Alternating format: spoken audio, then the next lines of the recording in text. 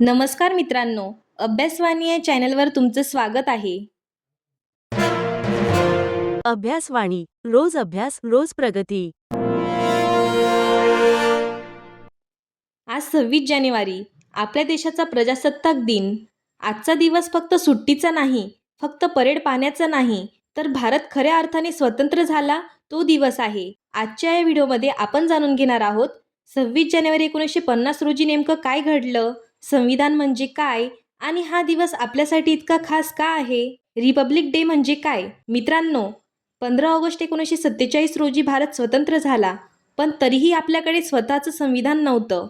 तोपर्यंत भारतावर ब्रिटिशांनी बनवलेले कायदे लागू होते. म्हणूनच देशाला स्वतःचे नियम, स्वतःची राज्यघटना आणि लोकशाही पद्धतीने चालणारा कारभार हवा होता. यासाठी संविधान सभा स्थापन करण्यात आली. 9 डिसेंबर 1946 संविधान सभेची पहिली बैठक. डॉक्टर बाबासाहेब आंबेडकर मसुदा समितीचे अध्यक्ष.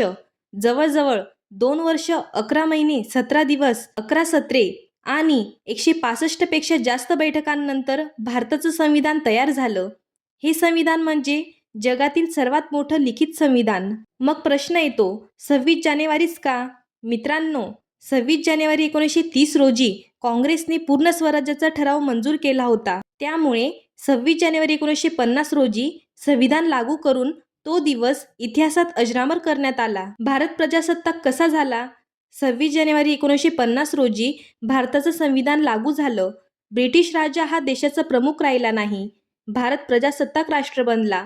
म्हणजेच देशाचा सर्वोच्च प्रमुख जनतेने निवडलेला राष्ट्रपती असतो. हा खरा लोकशाहीचा विजय होता. आज रिपब्लिक डे आपल्याला आठवण करून देतो की अधिकारांसोबत कर्तव्येही तितकीच महत्त्वाची आहेत. संविधानाचा आदर करणं ही आपली जबाबदारी आहे. लोकशाही मजबूत ठेवणं आपल्या हातात आहे. फक्त झेंडा फडकवणं नाही, तर संविधानाची मूल्ये आपल्या वागण्यात उतरवणं हाच खरा साजरा आहे. चला तर मग आजच्या दिवशी आपण सगळे मिळून एक संकल्प घेऊया. संविधानाचा आदर करू, देशासाठी प्रामाणिक नागरिक बनू आणि भारताला पुढे नेऊ. जय हिंद, जय भारत. अभ्यासवाणी रोज अभ्यास रोज प्रगती.